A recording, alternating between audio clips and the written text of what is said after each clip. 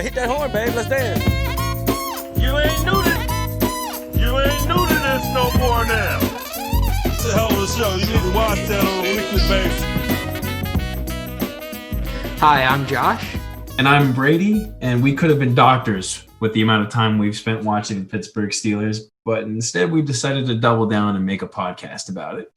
Yeah, and my hands never fit in those latex gloves anyways. Let's talk about our 9-0 Steelers. They have not beaten the St. Louis Gunners, but no one else has beaten us this year. I'd take that trade-off any year, wouldn't you, Josh? I'd take that trade-off any year as well. Plus, St. Louis is a dumpster anyways. Well, we don't have any fans from St. Louis. We don't have any fans at all. I can say whatever I want. I'm a free man. Every city's on the table, Josh. Yeah, we're about to gun them down. All right. So again, before we start talking about this this definite game that we had with the Cincinnati Bengals last week, let's talk about the rest of the NFL real quick. Let's go game by game. Josh, what were your thoughts on this Colts-Titans Thursday night game? I was impressed with the Colts defense stepping up again, being able to stop Derrick Henry. I was also impressed with old man Phillip Rivers somehow pulling a win, because anytime I see him play football, I understand he's a storied quarterback. People love the guy. He just, like, the way his arm moves, the way he throws the ball, sometimes the decision making, I'm impressed. I'm impressed that the Colts are kind of pulling it back together, I guess. What did you think about the good old Texans-Browns high-scoring shootout? You know, it's so weird when you have to evaluate games that have terrible weather like that game. So there's really no big lines to draw. I would just say it's scary when the Browns have Nick Chubb and Kareem Hunt in the backfield. Nick Chubb looked really good. Remember when Colin Cowherd said Baker Mayfield was the best quarterback in the AFC North? I remember that.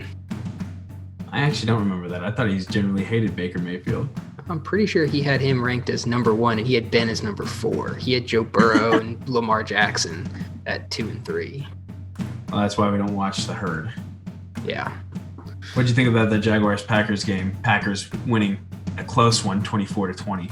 This is one that surprises me the most, because the Packers, I feel like, are a team that has nothing going for them other than a quarterback who is an all-time great, Hall of Fame, 100% guaranteed. And yet they still kind of find a way to make games, not necessarily make games close because of their lack of weapons, but they make games close because of their lack of talent all over the field, where they only have talent they have a running back in Aaron Jones, got a receiver in Devontae Adams, and then they have a quarterback in Aaron Rodgers. How I blank on Aaron Rodgers' name. But I'd say resilience is something for the Packers, and I guess the Packers in general, because they've kind of had their ups and downs, and that was a game, especially against the Jaguars, which should have been a blowout.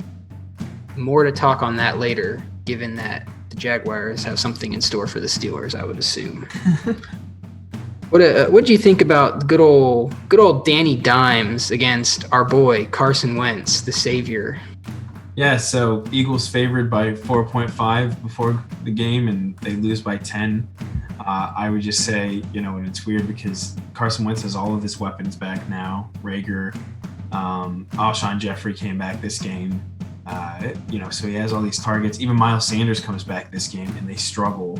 I don't know who we chalk this up to. I've always thought that Wentz got a bad rep. I thought he's been a pretty good quarterback his whole career, but it seems like they've been struggling, and they're still ahead in this division. So I'm holding out for our fellow Pennsylvania brothers. All but one of the games this year I was rooting for them. That was when they played us. I think the Steelers practice squad could be first in their division.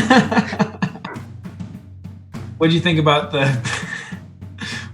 Panthers-Buccaneers game? This is a game where I was actually, I watch all the games on Red Zone, but this one I actually had on. I was watching it, and for me, in my mind, I was watching this game, and it was close the entire time, and I was like, oh wow, this is a great game. And then all of a sudden I look up and it's game's over. It's 46-23. I was like, where did these points come from? I've been watching this whole game. And so to me, all that says is that the Bruce Arians score fast, high-powered offense is coming into its own. And the Panthers, as I toted on them last week, saying, Joe Judge or Matt Rule, whatever, whoever's coaching over there, I don't know. Quarterback it is. Whatever. Whoever's coaching, the rookie coach, whatever. They got Teddy, who's injured or whatever. I don't know. I don't know what to think about the Panthers. Without Christian McCaffrey, I feel like they're not even a team. Like they are officially in rebuild mode.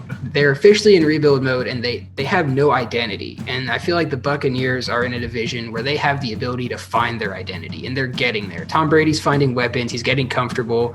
To my chagrin, AB was in that game. He was getting passes. He wasn't getting all the passes. Brady wasn't forcing him the ball. He was hitting him on the open. He was getting him on flats and crossing. So it's like, okay, fine. The Buccaneers are a team. Keep them on your radar. They're not horrible. Can't write them off just yet. That'll be interesting because Chris Godwin, AB, and Evans are all getting snaps. So they're playing 3 wide receiver sets a lot of the time. So it was always curious to see how they're going to make that work. And Gronk is back in the game too. He's catching passes. He's getting TDs. He's not spiking the ball anymore. He's giving it to other people to spike, which I don't know how I feel about that. But speaking of not my Gronk. Speaking of not my teams, what do you think of Washington football team versus the Lions? Yeah, 27-30, close loss from Washington. They came down from 3-24, so it was a 21-point comeback. And this is Alex Smith's, comeback game. I thought it was going to make for a good story, but you just know after a few blown calls and the Washington football team only gets a field goal out of it, Matthew Stafford was going to, drive down that field and put it in field goal range for Matt Prater. Absolute boot. Good game overall. Josh, what do you think about that Hail Mary ending of Bills Cardinals? I love how when you're watching it, you as a viewer, you're like, Kyle Murray, he's just like, yeah, you know what, DeAndre Hopkins, he's down in that end zone somewhere. Triple coverage, I don't care. Chucking it up, hoping a prayer. And then the end game press conference, he quite literally says, yeah, D-Hop's down there somewhere. Hop's down there somewhere. He's going to catch it. He's got baseball mitts for gloves. The game was great. I started Josh Allen in fantasy this week, so I was actually paying attention to that game. Yeah, hey, he got a lot of points. Got a shout out to my boy. I thought he had the win just from looking at fantasy, checking it, like when it didn't flip to red zone, and then at the end, red zone was like, oh hey, look at this, Cardinals are winning this thing. Kyle Murray's good. He's definitely a quarterback I would build a franchise around. He reminds me of Russell Wilson before Russell Wilson hit this rough patch and looks like a toaster. Okay, one game. Don't be so reactionary. No. This is a couple in a row. He's I'll pull up the stats when you're talking on this next one. Speaking of next one, what'd you think about good old Broncos Raiders? Broncos not that good. They keep trying to give ball to Melvin Gordon, and he's ineffective. I think it's because they gave him too much money. Phillip Lindsay has looked like a better back.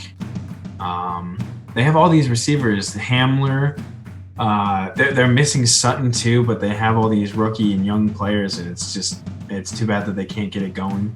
Raiders are making a pretty solid case that they're going to be a pretty decent playoff team, so that'll be something to keep an eye on going forward. Josh, what do you think about Tua Chargers one possession game, final score 29-21? What do you think? So this brings into question a couple things in my mind. Number one, the Dolphins got themselves a good quarterback in Tua. He plays like an NFL quarterback. He makes great decisions. He doesn't look flustered in the pocket. When he rolls out, and he throws the ball with confidence. He's not throwing it into bad coverages, and he's not forcing it on his receivers. I'd say the Dolphins, they're on a run. I think they're 5-0 right now since I think they're on a 5-0 tear right now since going like 1-3 or whatever they started the season at. So I'd say the Dolphins are a team to watch out. That defense is no joke. I know that my running joke is that they're just the conglomerate of the Patriots players that the Pats couldn't pay anymore, but essentially that's what they are. They got good players. They got them on coming off of a good defensive strategy, and they're rolling.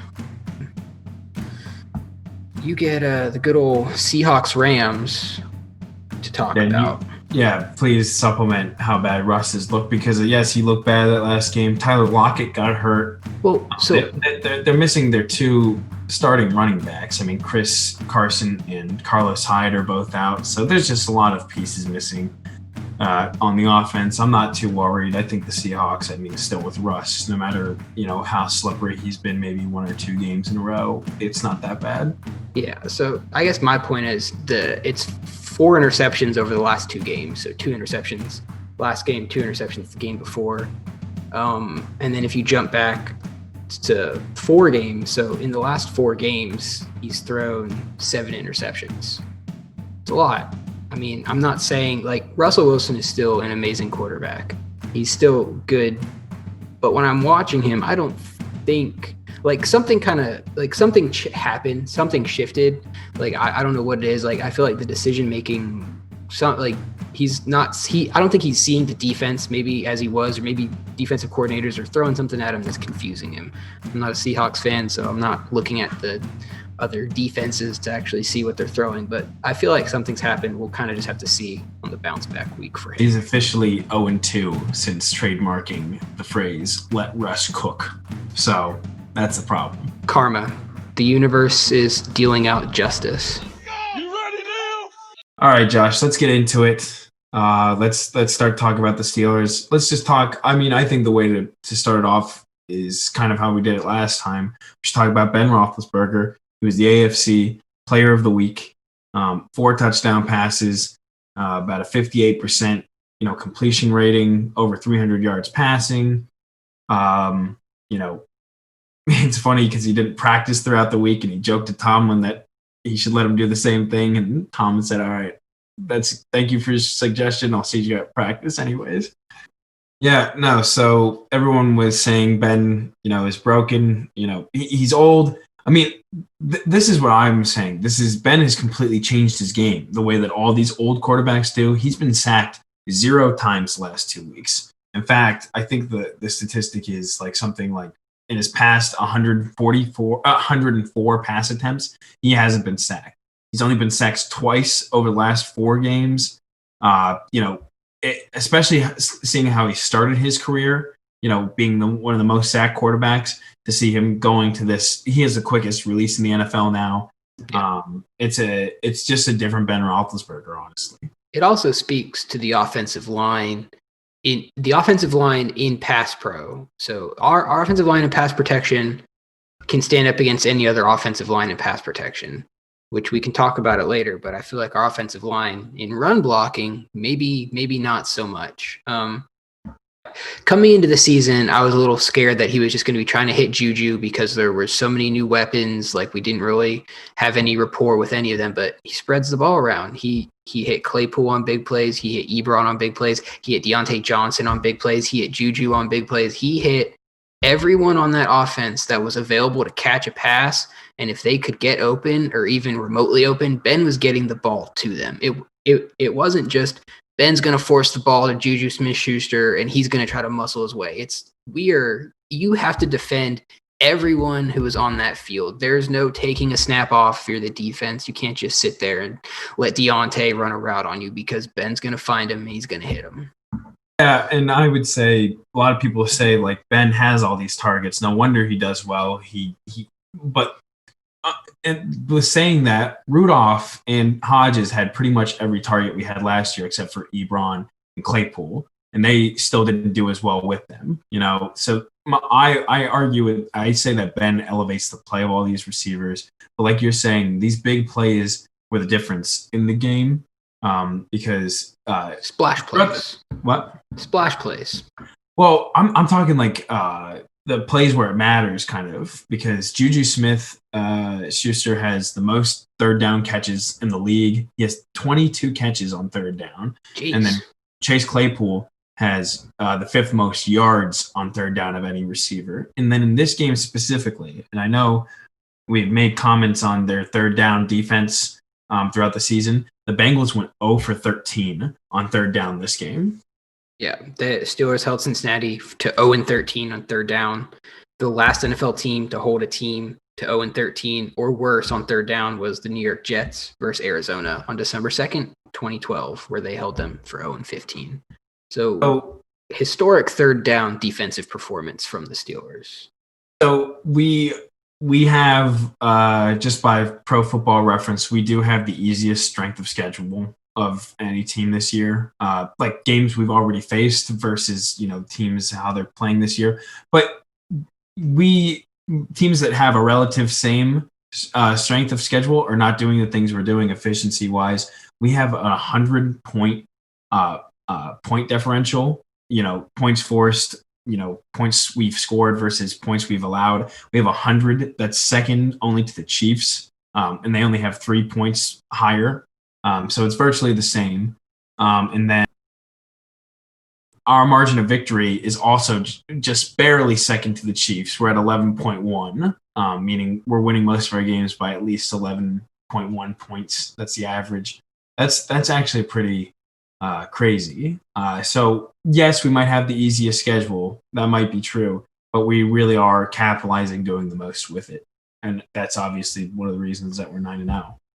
And it's not just the offense and the defense; it is special teams as well, which is something that is fun to watch. When you have someone like Ray McLeod catching a punt, and you're like, this kid could take this to the house on any punt. And it's not like he's just straight speed. He's patient. There was the one punt where he got it and he just sat there. He let the block sit up. He kind of walked forward a little bit and then he hit the Jets and he was so close to breaking free. So it's just all around coaching, special teams, offense, defense. That being said, we did give up the Bengals because they were able to sneak that fake punt in on us and get the first down. But that's why all I would say is that last week we had probably our worst special teams showing. Tomlin even saying he was not pleased with their special teams. I think it's just good, and I hope it's a theme that we don't get too reactionary about any given game because I think generally our special teams, with Barry especially punting very well, our special teams has come into place. Our defense has been playing obviously very, stellar football, and then our offense, every week it seems like there's been an improvement, minus the Cowboys game last week. Yeah. I think Jordan Berry did have a decent game. I feel like a decent amount of that success was from the wind, because just watching the game, there was a lot of wind, and when he was kicking it, like with the wind behind him, those punts were sailing. But I can't take it away from him. He looked good on at least today, which was a concern for me going into the season, given that we've had turmoil at the punter position.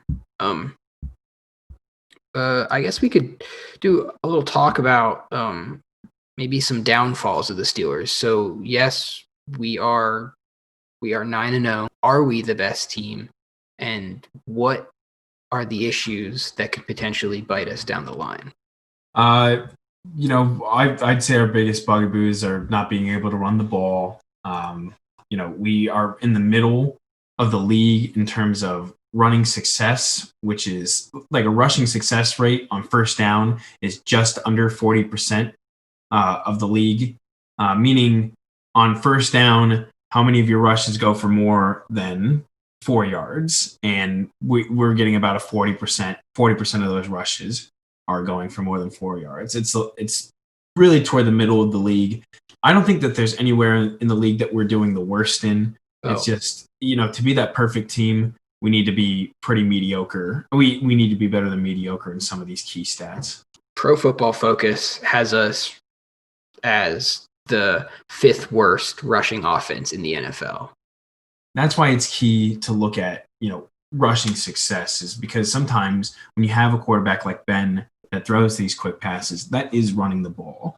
So I get like this urgency to run the ball, but when you have a passing offense that basically is like running the ball, it's not that prescient. You would just like to have it so that Ben's not throwing 50, 40 balls a game. And sometimes you don't really need a rushing offense. You just need enough of a rushing offense that the defense has to think about it. You toss in a run play every now and again. They can't not stack the ball. Like someone has to be in the box if there's a running back on the field. If we're 5 wide, of course, we're not running the ball. So it just kind of adds that extra level. Yes, the passing attack is there. Ben is hitting people.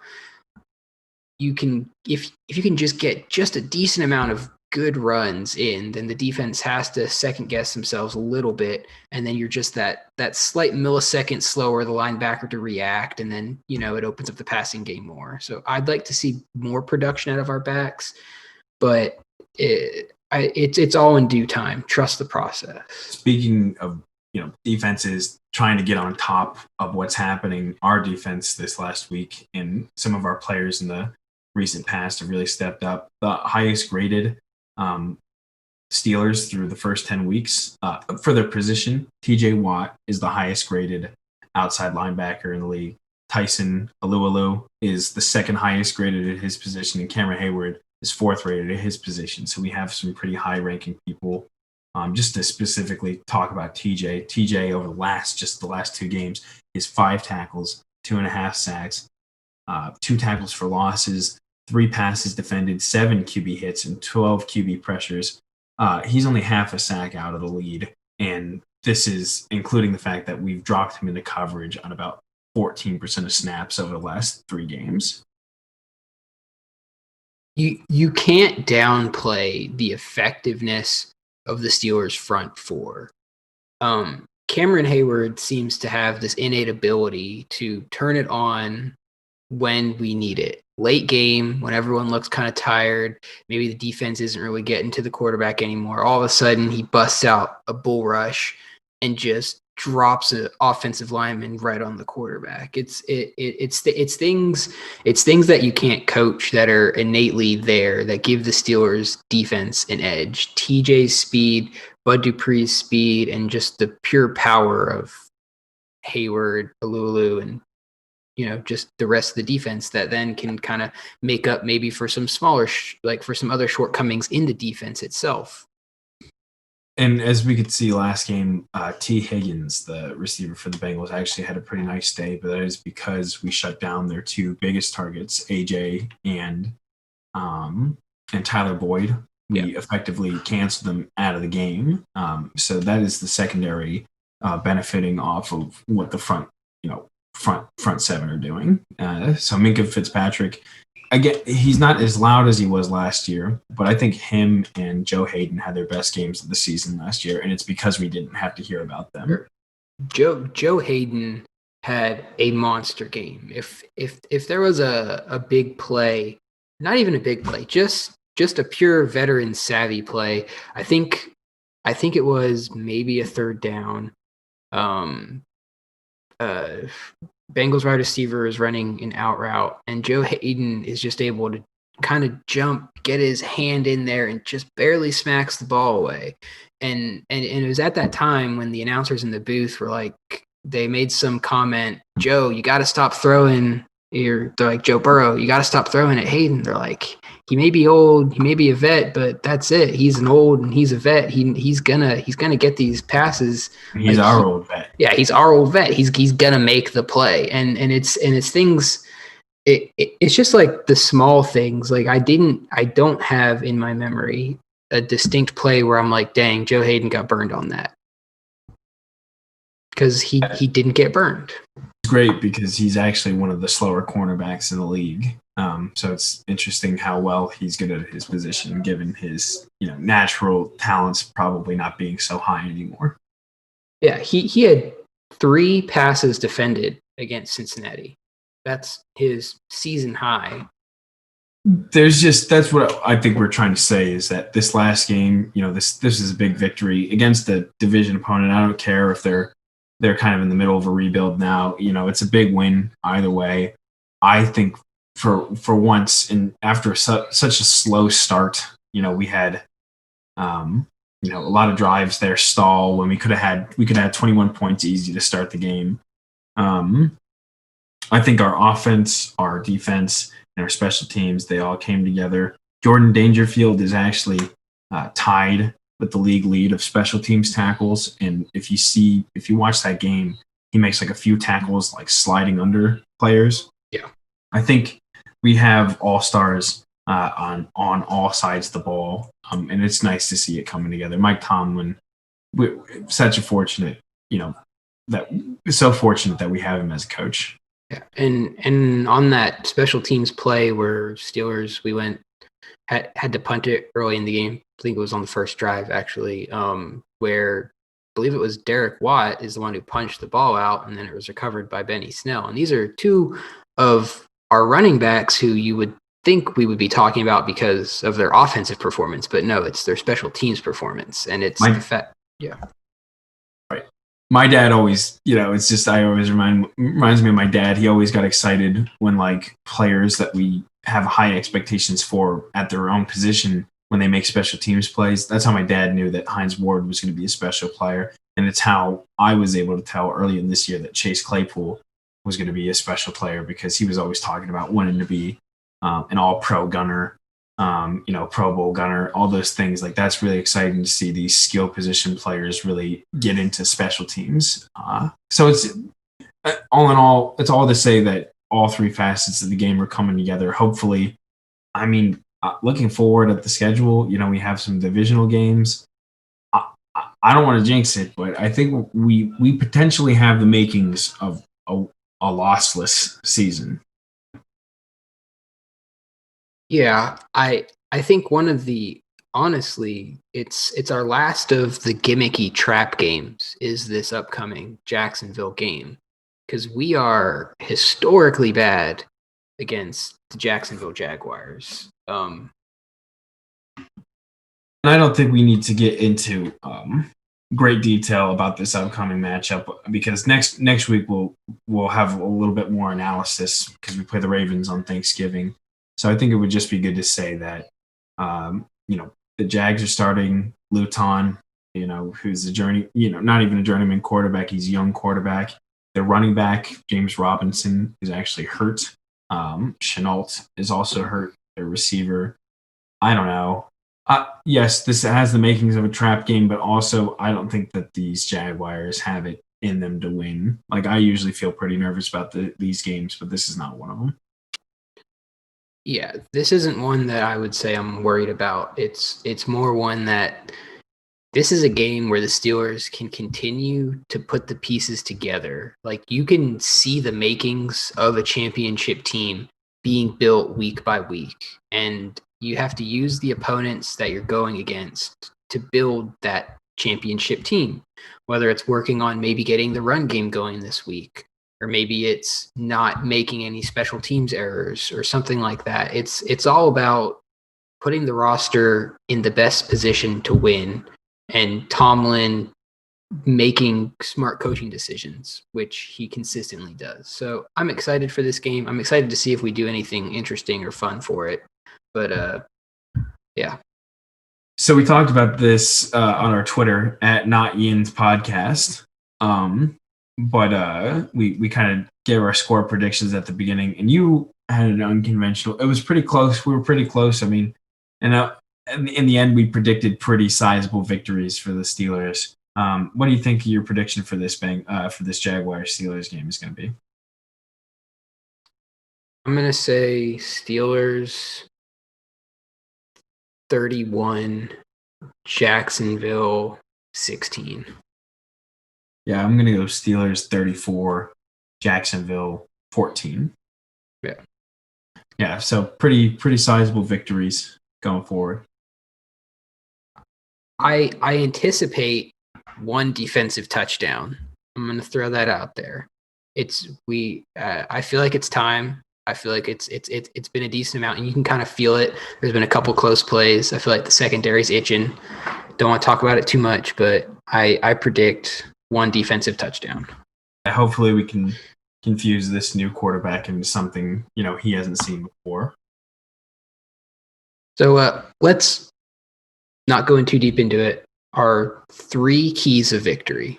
So the Steelers' path to winning this game rides on, I'm going to start with one. It rides on Ben Roethlisberger. He has to play well because, as we've clearly seen, without him leading the Steelers, we kind of devolve into absolute chaos. And I don't have any faith in Mason Rudolph to win a game for us. And Dobbs hasn't been suited up, so I'd have a little bit more faith in him. But yeah, so I'd say number one, Ben, got to play well. I would say my key is that we want to actually blitz our outside linebackers that are very good at blitzing. Let's send them on the rush a little bit more. This is a quarterback that might be good in an offensive line that is a good one to test. So let's start blitzing a little bit more.